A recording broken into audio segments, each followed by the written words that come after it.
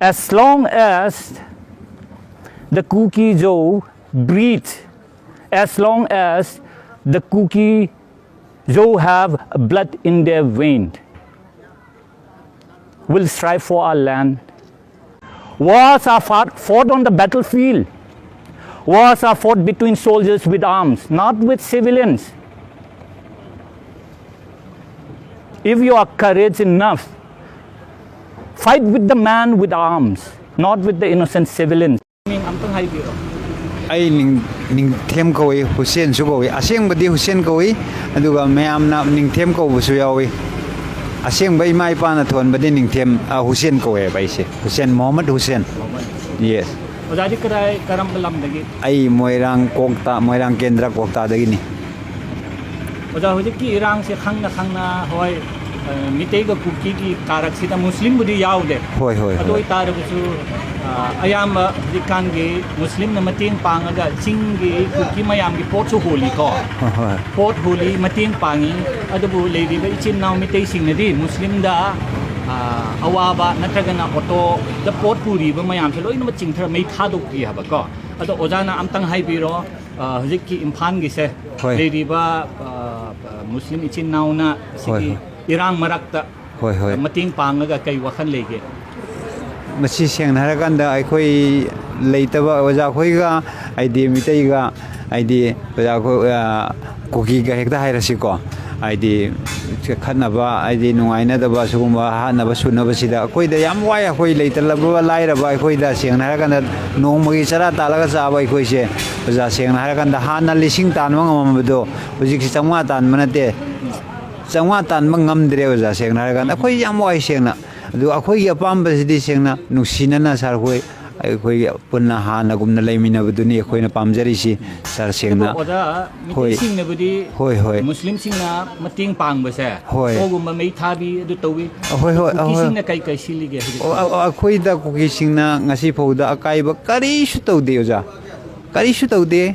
aidi sima auto sima mai thare ai auto driver ne adu auto sima mai thare natraga auto driver ma phure natraga adu tore haiba kari shu leite adu ngasi maksi aidi ngarang nupi amana aibu chamu khongdagi aidi kanoda mayang langjing jase haina nekpi bane adu mayang langjing helaba a kanoda kaithen man bi yogodoraba adu fobudasu mana haye hojik shi oja khoi thad daga hang biu sengna adu yodri bra haru yodri adu maire adu kibudagi aina has adu di aina hange haina waidi dukan gi misingda hange adu da aishidi kaithen man bi yogodore da khoi hallaga amuk sakro aduga aidi meng langjing dagi hekta nakanda lambi ama somda satpani left side ta asomde helakpada left side ta satpani aduda chumna straight ta sakro adu ma haibalam du yowani haina aduda satpadagi oja sengna harakanda aina yowrabra yowdri adum hairaga pung mapan tara taba adu khara aswaida mi khara tin bazar masa ma leirame aduda aina hange aduda khorkhulni sidi nakhoina mana nupisin haibalam sidi ngasi oiroi somda salo haina makhoi nambi takbi rakpani oja aduga sida lakpani hoi khangna Kangpokpi sida changrakpani haba natte ojai makhoina taglakpa lambi se oja kanana taglak aidi kainoda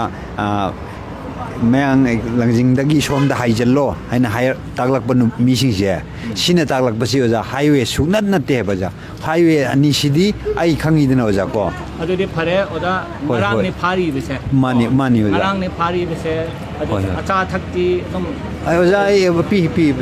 pi oja pi toi tar bin ngasi koina interview lo cha kai sunate koina pamjabidi hoi idauna impan set pakanda hoi Kuki singi wahalol Kuki singna kramaina mibu hoi naibu khut hekta sokte haibise kai paudam pibi gini ai birin manak ai jage sengna harakanda hoi gi ai panganga Kuki ga tauna banate adu Meetei ga tauna bani Meetei asida su kannang mi ama phone ngang ba yu dri seng na rakanda kwa pijari magi support piri magi everything magi takar oi ba khudi mangon da piri ba seng na rakanda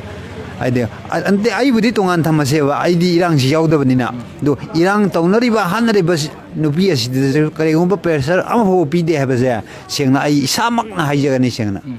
ꯑꯗꯣ ꯑꯩꯒꯤ ꯀꯩ ꯍꯥꯏꯅꯤꯡꯕ ꯂꯩꯒꯦ ꯑꯗꯨ ꯑꯩ ꯍꯥꯏꯔꯤ ꯍꯧꯖꯤꯛ ꯍꯥꯏꯖꯔꯤꯁꯦ ꯁꯤꯃꯛꯅꯤ ꯑꯩꯅ ꯍꯥꯏꯅꯤꯡꯉꯤꯁꯤ ꯑꯣꯖꯥ ꯁꯦꯡꯅ ꯍꯥꯏꯔꯀꯥꯟꯗ ꯑꯩꯈꯣꯏ ꯆꯠꯂꯨꯏ ꯑꯩ ꯏꯁꯥꯒ ꯆꯠꯂꯨꯏ ꯏꯁꯥꯒ ꯆꯠꯂꯒ ꯁꯨꯃꯥꯏꯅ ꯇꯧꯏ ꯑꯩꯗꯤ ꯄꯥꯡꯒꯟꯅꯤ ꯑꯗꯨꯕꯨ ꯑꯣꯖꯥꯈꯣꯏ ꯃꯤꯇꯩꯒ ꯀꯨꯀꯤꯒꯅꯤ ꯇꯧꯅꯔꯤꯁꯤ ꯑꯗꯨꯕꯨ ꯀꯨꯀꯤꯁꯤꯡꯗꯨꯅꯗꯤ ꯍꯥꯏꯔꯤꯕ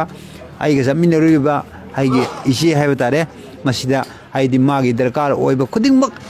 ꯀ꯭ꯋꯥꯗꯒꯤ ꯆꯥꯛꯇꯒꯤ ꯆꯥꯗꯒꯤ ꯀꯔꯤꯗꯒꯤ ꯃꯥꯒꯤ ꯍꯦꯛ ꯗꯔꯀꯥꯔ ꯑꯣꯏꯕ ꯈꯨꯗꯤꯡꯃꯛ ꯍꯥꯏꯗꯤ ꯄꯤꯔꯒ ꯌꯥꯝꯅ ꯑꯩꯈꯣꯏꯕు ꯍꯥꯏꯗꯤ ꯐꯖꯅ ꯊꯝꯃꯒ ꯊꯥꯕꯤꯔꯛꯏ ꯍꯥꯏꯅ ꯍꯥꯏꯕ ꯄꯥꯎꯁꯦ ꯑꯣꯖꯥ ꯑꯩ ꯁꯣꯏꯗꯅ ꯇꯝꯖꯒꯅꯤ ꯑꯣꯖꯥ ꯂꯇꯥ ꯌꯨꯝꯅꯥꯛꯇꯤ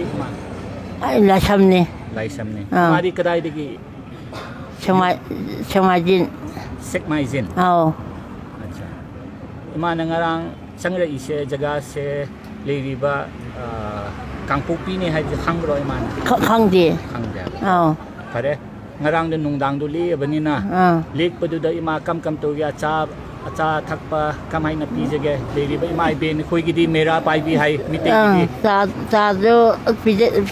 ꯆꯥꯛꯁꯨ ꯄꯤꯖꯩꯌꯦ ꯐꯖꯅ ꯇꯧꯕꯤꯌꯦ ꯐꯖꯅ ꯇꯧꯕꯤꯀꯣ ꯑꯗꯣ ꯏꯃꯥꯅ ꯍꯧꯖꯤꯛꯀꯤ ꯏꯔꯥꯡꯁꯤꯗ ꯀꯨꯀꯤꯒ ꯃꯤꯇꯩꯒꯤ ꯌꯦꯡꯊꯤꯅꯕꯒꯤ ꯏꯔꯝꯗꯝꯁꯤꯗ ꯂꯩꯔꯤꯕ ꯏꯃꯥꯅ ꯀꯨꯀꯤꯒꯤ ꯂꯝꯗ ꯂꯩꯔꯛꯄꯁꯤꯗ ꯋꯥꯈꯜ ꯀꯩ ꯂꯩꯒꯦ ꯀꯤꯕ ꯄꯣꯛꯄ꯭ꯔꯥ ꯀꯃꯥꯏꯅ ꯇꯧꯔꯛꯀꯅꯤ ꯍꯥꯏꯕꯁꯤ ꯀꯩ ꯋꯥꯈꯜ ꯂꯩꯒꯦ ꯑꯩ ꯑꯀꯤꯕ ꯄꯣꯛꯆꯩ ꯄꯣꯛꯇꯦ ꯍꯥꯏꯕꯀꯣ ꯄꯣꯛꯆꯩ ꯍꯥꯏꯕ ꯑꯗꯣ ꯐꯔꯦ ꯏꯃꯥ ꯑꯩꯈꯣꯏꯁꯦ ꯂꯩꯔꯤꯕ ꯁꯔꯀꯥꯔ ꯍꯧꯖꯤꯛꯀꯤ ꯄꯥꯜꯂꯤꯕ ꯕꯤꯔꯦꯟꯗ ꯄꯥꯎꯁꯦ ꯀꯩ ꯍꯥꯏꯅꯤꯡꯒꯦ ꯏꯃꯥꯅ ꯑꯝꯇ ꯍꯥꯏꯕꯤꯌꯨ ꯃꯥꯅ ꯇꯧꯔꯤꯕ ꯃꯑꯣꯡꯁꯦ ꯑꯩꯈꯣꯏꯗꯤ ꯌꯥꯖꯅꯤꯡꯗꯦ ꯑꯗꯨꯅ ꯂꯥꯟ ꯃꯇꯝꯗꯁꯨ ꯃꯥꯅ ꯀꯩꯅꯣ ꯀꯔꯤꯃꯠꯇꯁꯨ ꯋꯥꯍꯩ ꯑꯃꯇꯁꯨ ꯍꯥꯏꯗꯦ ꯑꯗꯨ ꯃꯥꯅ ꯇꯨꯃꯤꯟꯅ ꯂꯩ ꯑꯗꯨꯒꯤ ꯃꯊꯛꯇ ꯃꯥꯅ ꯅꯔꯦꯟꯗ꯭ꯔ ꯃꯣꯗꯤꯅ ꯂꯥꯟꯁꯤꯒꯤ ꯃꯇꯥꯡꯗ ꯋꯥ ꯃꯆꯦꯠ ꯑꯃ ꯉꯥꯡꯗꯅ ꯇꯨꯃꯤꯟꯅ ꯂꯩꯊꯣꯛꯄꯁꯦ ꯑꯩꯈꯣꯏꯁꯨ ꯌꯥꯅꯤꯡꯗꯦ ꯑꯗꯨꯅ ꯑꯃꯤꯠ ꯁꯥ ꯊꯣꯛꯂꯛꯑꯝꯕꯁꯦ ꯃꯥ ꯀꯔꯤꯃꯠꯇ ꯍꯥꯏꯔꯝꯗꯦ ꯃꯥ ꯑꯁꯤꯕ ꯌꯨꯝꯗ ꯆꯪꯉꯒ ꯃꯥ ꯄꯩꯁꯥ ꯄꯤꯔꯝꯃꯒ ꯃꯥ ꯊꯣꯛꯈꯤ ꯃꯥ ꯆꯪꯈ꯭ꯔꯕ ꯃꯇꯨꯡꯗ ꯑꯃꯨꯛ ꯍꯦꯟꯅ ꯃꯥ ꯊꯣꯛꯂꯛꯄꯗꯒꯤ ꯏꯔꯥꯡꯁꯦ ꯍꯧꯈꯤ ꯑꯗꯨꯒ ꯕꯤꯔꯦꯟ ꯃꯥꯁꯨ ꯀꯔꯤꯃꯠꯇ ꯋꯥꯍꯩ ꯑꯃꯠꯇ ꯍꯥꯏꯗꯅ ꯃꯥꯅ ꯇꯨꯃꯤꯟꯅ ꯂꯩꯕꯁꯦ ꯑꯩꯈꯣꯏꯁꯨ ꯌꯥꯖꯅꯤꯡꯗꯦ ꯑꯗꯨꯗꯤ ꯑꯩꯈꯣꯏꯒꯤ ꯀꯥꯔꯛꯁꯤꯗ ꯂꯩꯔꯤꯕ ꯏꯆꯤꯟ ꯏꯅꯥꯎ ꯀꯨꯀꯤꯒ ꯃꯤꯇꯩꯒꯤ ꯀꯥꯔꯛꯁꯤꯗ ꯑꯐꯕ ꯄꯨꯔꯛꯄꯁꯦ ꯀꯅꯥꯒꯤ ꯈꯨꯠꯇ ꯂꯩ ꯕꯤꯔꯦꯟꯅꯦꯕ ꯀꯣ ꯏꯃꯥ ꯃꯥꯅꯦ ꯄꯥꯎꯗꯝꯁꯦ ꯀꯩ ꯄꯤꯅꯤꯡꯒꯦ ꯈꯕꯔꯗ ꯑꯗꯣ ꯕꯤꯔꯦꯟꯅ ꯋꯥ ꯉꯥꯡꯉꯛꯄ ꯃꯇꯝ ꯇꯤꯚꯤꯗ ꯋꯥ ꯉꯥꯡꯉꯛꯄ ꯃꯇꯝꯗ ꯑꯩꯈꯣꯏ ꯃꯥꯅ ꯋꯥ ꯉꯥꯡꯕꯗ ꯑꯩꯈꯣꯏ ꯁꯨꯡꯇꯥ ꯇꯥꯅꯤꯡꯗꯦ ꯃꯥꯕꯨ ꯑꯩꯈꯣꯏꯅ ꯁꯨꯌꯥ ꯌꯥꯗꯦ ꯃꯥꯅ ꯆꯠꯂꯤꯕꯁꯤꯗꯤ ꯌꯥꯝꯅ ꯑꯩꯈꯣꯏꯕꯨ ꯁꯤꯡꯅꯕꯅꯤ ꯃꯥꯅ ꯑꯗꯨ ꯃꯥꯅ ꯆꯠꯄ ꯃꯥꯅ ꯉꯥꯡꯉꯛꯄ ꯋꯥꯉꯥꯡ ꯁꯉꯥꯡ ꯑꯩꯈꯣꯏ ꯇꯥꯅꯤꯡꯗꯦ ꯇꯤꯚꯤꯗ ꯃꯁꯛ ꯎꯕ ꯐꯥꯎꯕ ꯑꯩꯈꯣꯏ ꯃꯥꯕꯨ ꯑꯩꯈꯣꯏꯅ ꯍꯥꯠꯇꯣꯛꯅꯤꯡꯕ ꯑꯃ ꯄꯣꯛꯑꯦ ꯑꯗꯨ ꯃꯥꯅ ꯆꯠꯂꯤꯕ ꯂꯩꯀꯥꯏꯁꯦ ꯑꯩꯈꯣꯏ ꯄꯥꯝꯗꯦ ꯁꯤ ꯍꯥꯏꯔꯒ ꯑꯩ ꯂꯣꯏꯁꯤꯟꯖꯔꯒꯦ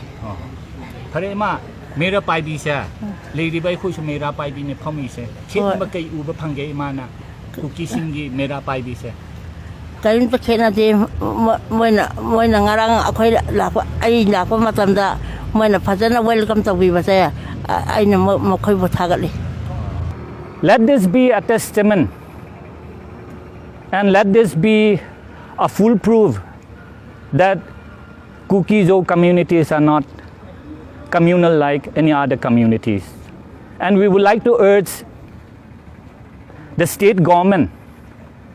to take cognizance of this goodwill gesture by releasing two of our fellow brethren who had crossed the buffer zone yesterday at around 10 p.m. Now we would like to urge the center government and the state, as well as instruct the state, that as long as the Kuki Zhou breathe, as long as the Kuki Zhou have blood in their veins, will strive for our land, along with maintaining our decorum. And this is our goodwill gesture, that the innocent and the bystanders should not be harmed. There should be a reciprocity on part of the state government. There should be a reciprocity on part of Biren Singh's government. And the brunt should not be on the civilian. We have seen so many video clips that emerges on the internet, whereby innocent Kuki Zhou are dragged on the road, mutilated, beaten. But we are not going to restore to that standard.